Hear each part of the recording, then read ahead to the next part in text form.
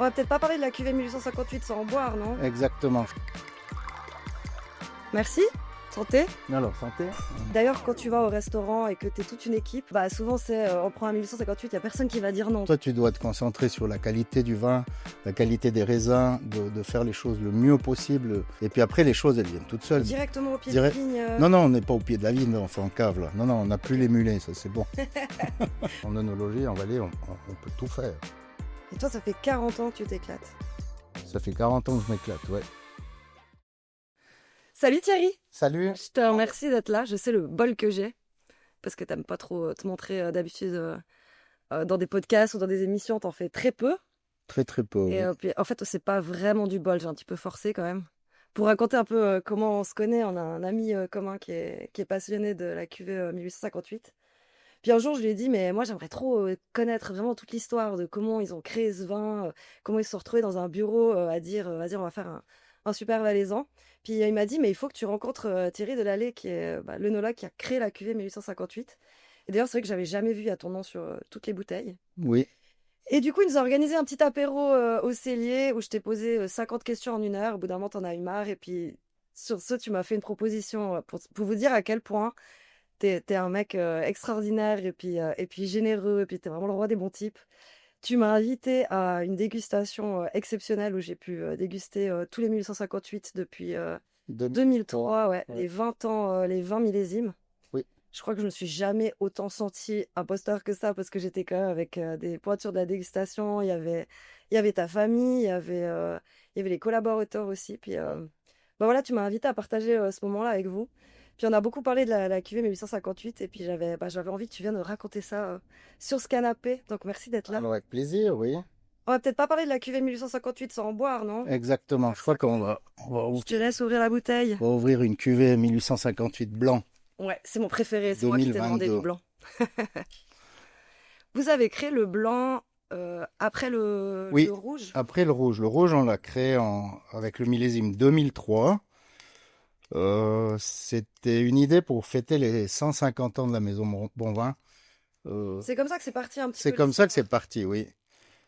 L'idée, c'était de créer un événement pour les 150 ans de la maison Bonvin. C'est quand même, c'est beaucoup 150 ans pour une Ouais. entreprise. Et toi, ça fait autant d'années que t'es là-bas d'ailleurs. Ah, moi, j'ai commencé en 1985, ouais, ça fait quelques années déjà. Ça fait 40 ans. Voilà, Ça fait 40 40 ans ans que ça cette fait. année, ouais. Et puis, alors en 2003, on s'est dit, ah, est-ce que on pourrait faire une cuvée exceptionnelle pour honorer les membres fondateurs de la maison Bonvin? Et puis 2003, c'était un millésime qui était très solaire. On avait un été caniculaire. Et puis dans la cave, j'avais un cornalin, une syrah exceptionnelle. Et puis je les ai vinifiés dans l'optique de faire un grand vin sur le millésime 2003.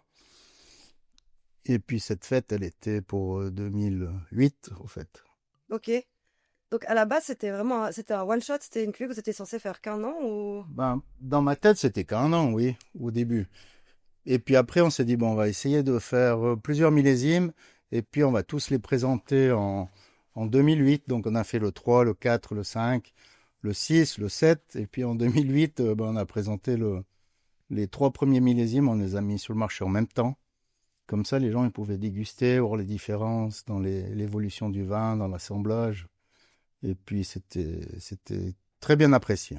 Mais ça a tout de suite pris l'ampleur qu'on connaît aujourd'hui. Un peu, ça vous a dépassé ou ça s'est fait un peu progressivement sur les 20 ans? Alors, on n'a jamais mis d'énergie pour faire connaître vraiment la cuvée 1858. C'était toujours du bouche à oreille, des gens qui étaient amoureux du produit, qui en ont discuté avec d'autres, et ça s'est propagé un petit peu comme ça, au fait. On n'a jamais fait de campagne, on n'a jamais fait de choses, de la communication directe. Ouais, Ouais. il y a un truc qui est assez fou avec le 1858, c'est que c'est vraiment un vin communautaire, quoi. Il s'est passé un truc où il y a Club 1858, mais c'est vraiment un vin qui a mis tout le monde d'accord très rapidement. Mhm. Puis d'ailleurs, quand tu vas au restaurant et que tu es toute une équipe, bah souvent c'est on prend un 1858, il y a personne qui va dire non, quoi. Tout le monde sait Ouais. que ça rend le moment un peu plus exceptionnel et tout en restant quand même assez abordable. Ouais, ouais, tout Et à ça, fait. c'était un petit peu la direction que vous vouliez prendre ou c'était même pas, vous aviez pas pensé que ça allait, Ben, ça allait être tout le monde honnêtement, d'accord pour ça? honnêtement, quand tu lances un vin de prestige comme ça, un vin prestigieux, un grand vin, tu imagines pas du tout ce qui se passe. C'est quand même les choses qui font qu'elles arrivent de elles-mêmes. Au fait, toi, tu dois te concentrer sur la qualité du vin, la qualité des raisins, de faire les choses le mieux possible, euh, vraiment le top.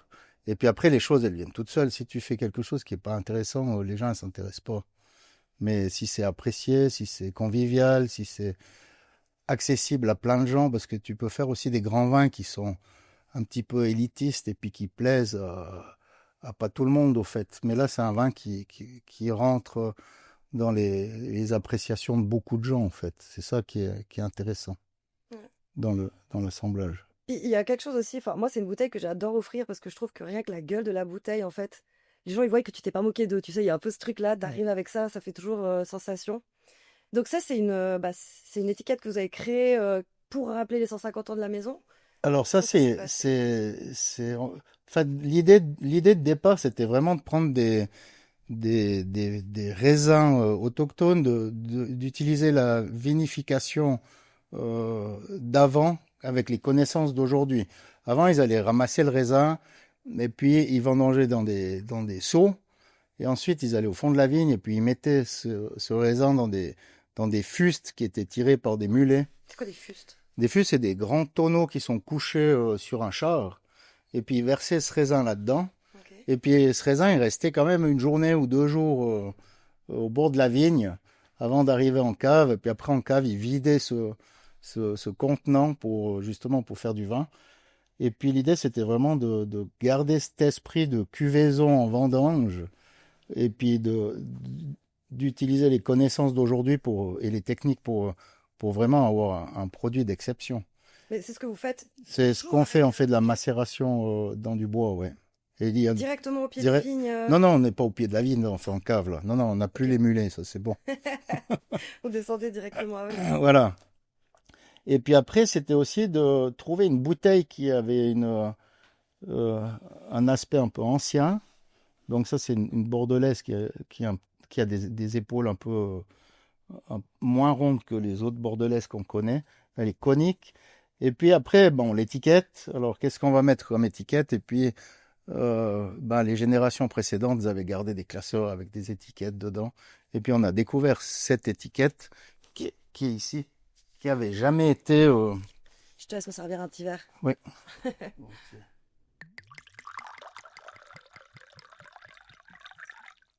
Merci. Santé. Alors, santé. Toujours un plaisir quand même, le 1858. Hein. Voilà.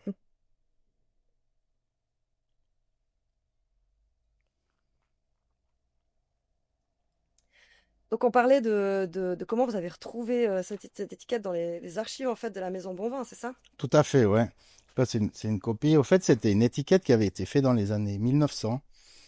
Et puis, elle a jamais été terminée. C'est à langue de Chine. Elle n'était pas terminée. Il y avait encore les traits au crayon papier. Le fond de l'étiquette, il est pas achevé. Il est toujours en crayon papier. On a repiqué les lettres pour vraiment la compléter à l'origine. Et puis, ça nous a donné ce rendu-là. On a laissé les petits traits au crayon, l'armoirie pas finie. Et puis je crois que c'était une belle réussite. Et puis Ouais. c'est une image qui reste au fait. C'est quelque chose c'est une étiquette qui attire, qui t'attire, Mais en tu fait, vas vers la bouteille on au voit fait. tout de suite en fait l'histoire de la tradition derrière la bouteille quoi. Voilà. Cette étiquette puis le fait d'avoir gardé ces traits, vous regarderez hein, les traits au crayon papier et tout, ça donne vraiment un côté, c'est vraiment unique quoi. Puis après bah du coup vous avez décliné. On a décliné sur les autres vins, sur le blanc. Alors en premier, on a créé le rouge en 2003, après le blanc en 2011. Et puis ensuite, on a créé la cuvée or Grenoble confidentiel. Et puis le dernier arrivé, c'est le brut. Là, ça fait 2 ans qu'on connaît le brut. Vous le faites le brut? Ouais, 2 ans qu'on fait le brut.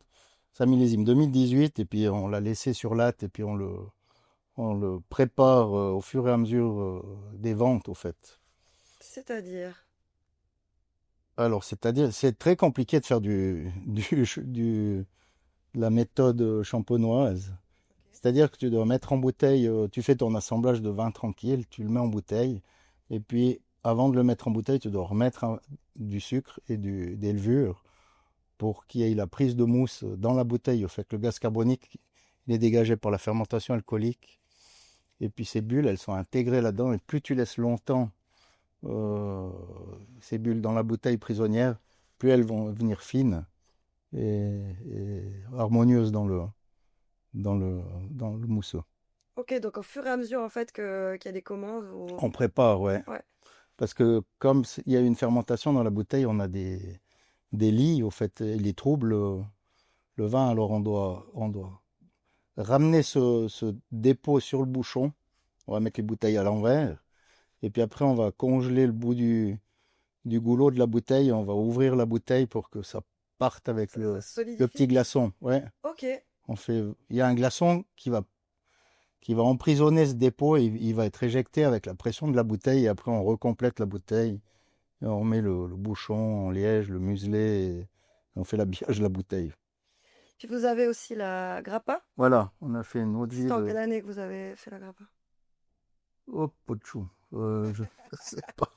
Peut-être 2017 ou par là autour, ouais. 2017, je dirais. C'était quoi? C'est pas... Vous vous ennuyez parce que ça y est, vous aviez tellement l'habitude de faire, vous disiez, faut qu'on se lance des nouveaux challenges, ou bien c'était histoire d'agrandir la gamme pour bah, justement tous les amoureux du 1858?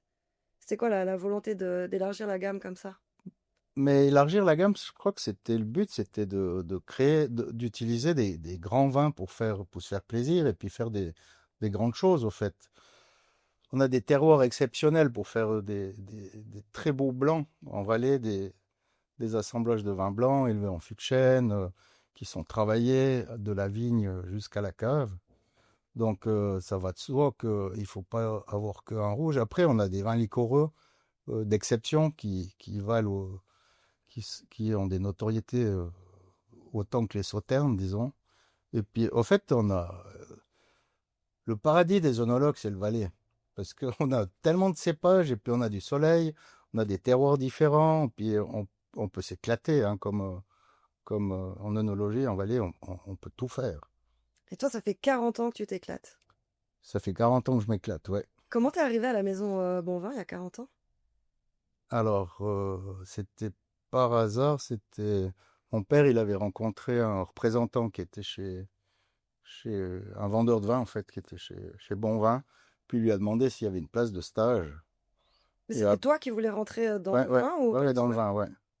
C'est quoi qui t'avait attiré à cette époque-là? Je sais pas. Honnêtement, je sais pas. C'est comme les Mais prêtres, quoi. T'as senti un voilà, appel de la vigne. voilà, peut-être. Mais j'ai été faire un petit stage là d'une semaine et puis après j'ai demandé si je pouvais faire l'apprentissage là. J'ai commencé l'apprentissage. Ensuite j'ai été faire Changin puis je n'ai jamais quitté. T'es resté là pendant 40 ans. Ouais. Et dont 20 ans de cuvée 1858. Donc voilà, exactement. Quand j'ai rencontré tes enfants, ils ont eu cette phrase. Donc toi, t'as deux enfants. Puis Ils ont eu cette phrase assez folle. Ils m'ont dit, ouais, en fait, on était deux, mais en fait, avec la cuvée, on a toujours été trois. ouais, ouais, c'est un peu ça, oui, exactement. C'est Je sais- Ben, les autres vins, je les vinifie, mais celui-là, là, il a été créé de A à Z.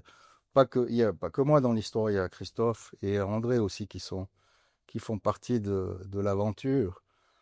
Et puis, c'était un travail à trois, et puis on a pu réfléchir, qu'est-ce qu'on fait? Est-ce qu'on fait pas ça? On fait ça? Et puis, c'est une très belle histoire. C'est merveilleux comme histoire, je peux dire. C'est aussi une histoire qui vous a un peu soudé les trois en mode les mousquetaires. Voilà. Exactement, ouais. Et, et ce que je peux raconter aussi, c'est pour les 150 ans, Christophe, il a eu une drôle d'idée. Il a dit on va faire des événements en 2008, mais l'idée c'était de préparer l'événement en 2007. Donc on a préparé des vins du millésime 2003, et puis on a été mettre ça dans des endroits un peu insolites dans la Suisse, et puis avec des parrains pour la petite manifestation. Là, il y a des petits groupes de 10, 15 personnes. Et puis l'année suivante, on est retourné chercher ces bouteilles. Et puis là, c'était un plus grand comité, une 40 à 50 personnes.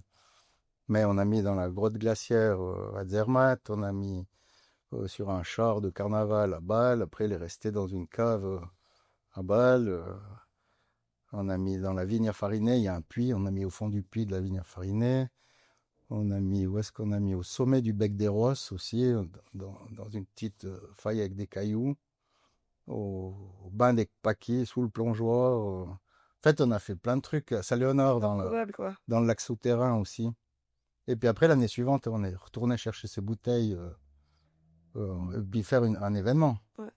Ce qu'on disait tout à l'heure par rapport au côté communautaire du 1858, il y a aussi quand même pas mal d'événementiel autour. Et puis notamment aussi avec le fait que vous avez développé les souscriptions. Oui, tout à fait, ouais. Alors ça, c'est quelque chose qui est arrivé par la force des choses. En fait, on a eu tout de suite des gens qui ont adhéré à la qualité du vin, au concept, au partage, à l'émotion. Et puis, après, on a dû adapter un petit peu les prix pour la cuvée 1858. Et puis, l'idée, c'était de garder le prix d'origine pour nos clients qui nous suivent depuis toujours. Et à cette occasion, on vend en souscription le vin. Et puis, les gens peuvent venir le chercher au mois d'octobre.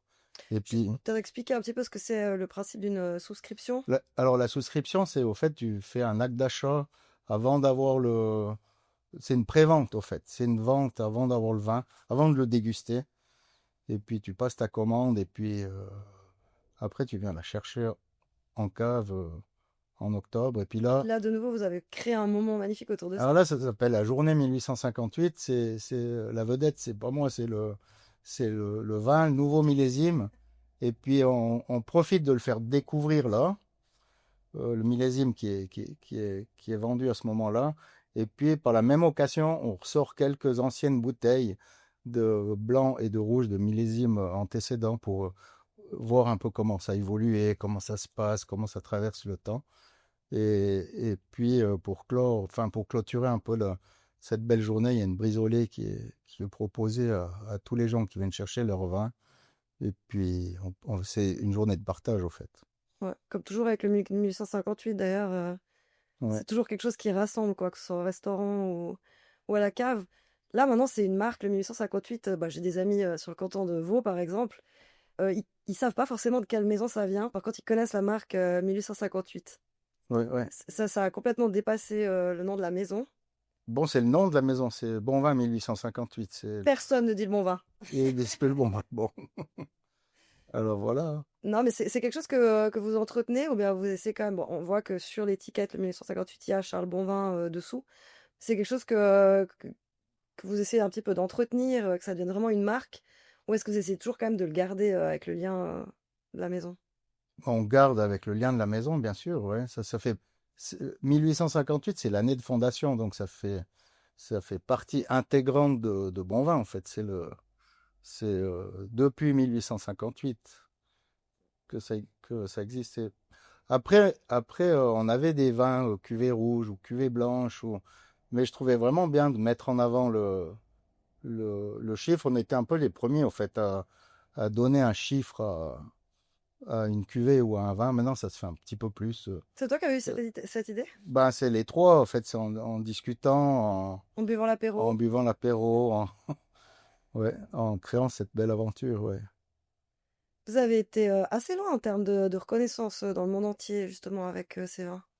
Oui, alors on le présente souvent dans des concours. Après, on choisit quand même les concours auxquels on participe. On a les Vinali de Paris, euh, Mondial de Bruxelles. Et puis, on a eu sur le millésime 2011 deux grands sommeliers du monde qui ont attribué une médaille à ce vin, une reconnaissance. Et ils dégustent 50 ou 120. Il classe 120 par année. Il était 50e sur les 120 Du monde de entier. reconnaissance mondiale, ouais. Alors là, c'était une belle reconnaissance. Qu'est-ce que ça a fait dans ton cœur d'œnologue quand tu as une reconnaissance comme ça? Bah, ça fait très plaisir. C'est aussi une récompense par rapport au travail qui est fait en amont à la vigne, parce que ça commence vraiment à la vigne, le vin. On doit vraiment choisir le bon raisin. Après, c'est en vinification. Après, on doit trouver le bon assemblage aussi. C'est de la recherche. C'est l'aboutissement de ce qu'on fait, au fait. Et le plus dur, c'est toujours les derniers centimètres euh, à gratter pour aller plus loin. Le premier bout, c'est comme le saut en hauteur. Les 2 premiers mètres, ils sont assez simples, mais c'est les 5 derniers centimètres qui sont toujours compliqués pour arriver à les atteindre. Et puis, mais c'est une belle reconnaissance, effectivement. Tu te souviens ce que tu faisais le jour où t'as appris que vous avez eu ce prix-là? Ah non, non, je me rappelle. Mais après, non, je me rappelle pas. Vous avez fêté ça? Alors, Vous vous êtes remis au boulot pour faire encore mieux l'année suivante? je crois pas que non, je crois pas qu'on a fêté ça. On était très, très heureux d'avoir cette reconnaissance, mais je crois pas on a eu fêté d'autres choses, mais pas celle-là, je crois pas. Donc toi, Ouais. dans quelques années, t'es à la retraite. Oui, oui, dans peut-être une petite dizaine d'années, ouais. Comment tu te sens de lâcher un de tes enfants d'ici une petite dizaine d'années, puis de savoir que ce sera plus toi? Ouais, je me suis pas posé la question, alors. Eh ben, désolé. Je me suis pas posé la question. Mais après, c'est une aventure, il faut que ça continue. Il, il faut que la gamme, elle perdure, elle continue. Et puis, c'est ça qui est joli. Ah, bah, par contre, on a besoin de quelqu'un qui la porte, qui la fait durer. C'est toujours ça. Des jolis projets sont bien, mais on a toujours avoir besoin de porteurs de projets, des gens qui continuent dans la même direction, avec la même passion et la même envie. Parce que sur un vin, il y a comme un peu la patte de l'œnologue. Oui. Du coup, dans l'idée de ta succession plus tard, ça va être quelqu'un qui va reprendre ta patte, ou alors est-ce que c'est plutôt de dire, bah, je le donne à quelqu'un qui en fera ce que lui, il veut? Bon, quand on fait des vins comme ça, ils ont toujours un profil qui est destiné. Au fait, on sait toujours dans quelle ligne on part comme profil de vin. Donc après, il faut garder ce profil et puis se laisser porter par le raisin, par aussi le goût du consommateur. C'est peut-être aussi lui qui va faire que ça va changer un petit peu ou c'est le consommateur à la fin qui dit si c'est bien ou pas bien. Et il faut continuer comme ça. Et puis toi, pour la suite, comment t'imagines? Bah, moi, je imagine que je boirai toujours du 1858, ça c'est certain. T'as encore une belle collection chez toi? Bah, j'en ai plus, j'en ai encore, j'ai encore des bouteilles, mais j'arrive plus à faire de verticale sur 21 millésimes. Mais c'est pas grave. C'est long, hein, 21 millésimes à déguster sur une Oui, soirée. j'ai vu ça, ouais. Alors, s'il y en a 10 de suite, ça va aussi aller. Ça, c'est pas un Ça souci. va aller très bien, ouais. Ouais. Qu'est-ce qu'on peut souhaiter pour la suite, pour la viticulture, pour la cuvée, pour la maison bovin? Bah, moi, je pense que la viticulture aujourd'hui, elle est un petit peu pas facile, mais je crois qu'on peut produire les plus beaux raisins du monde en vallée, ça je suis certain. On a le climat, le sol, on a l'irrigation qui est accessible. Et puis il y a plein de jeunes œnologues qui sont là, qui sont capables de faire des excellents produits et puis des prouesses et des merveilles avec ce qu'on dispose au fait. Donc, vive le vin valaisan et longue vie au vin valaisan. Qu'est-ce que tu dirais à la nouvelle génération qui arrive pour les inciter à découvrir cet univers? Alors, il y a une seule chose qui anime tous les métiers de la bouche ou de n'importe quel métier, c'est la passion. Sitôt qu'on est passionné par quelque chose, par la profession qu'on fait, il y a tout qui devient plus simple. Et puis c'est cette passion et puis cette chose qu'on arrive à transmettre beaucoup plus simplement que si on parle bêtement de quelque chose, D'un produit? voilà, d'un produit. Mais la passion, ça porte terriblement les choses. Et puis ça va dans le cœur des gens et ça touche beaucoup plus les gens, la passion. Et puis Et le puis vin, c'est quand même voilà, quelque puis chose c'est ça qu'il d'incroyable faut à transmettre, c'est la cuisiner. passion, c'est sa passion. On transmet sa passion, puis ça c'est... Tes enfants, ils sont dans le vin? Non, ils sont pas dans le vin, pas du tout. Mon fils, il est dans la médecine et puis ma fille, elle est dans l'humain aussi. Alors, mais bon, la vinothérapie fait aussi bien, hein. Ça soigne. On va rester sur ces sages paroles. Merci beaucoup pour toutes ces Mais explications. merci. Et puis santé! Et puis santé, puis bravo.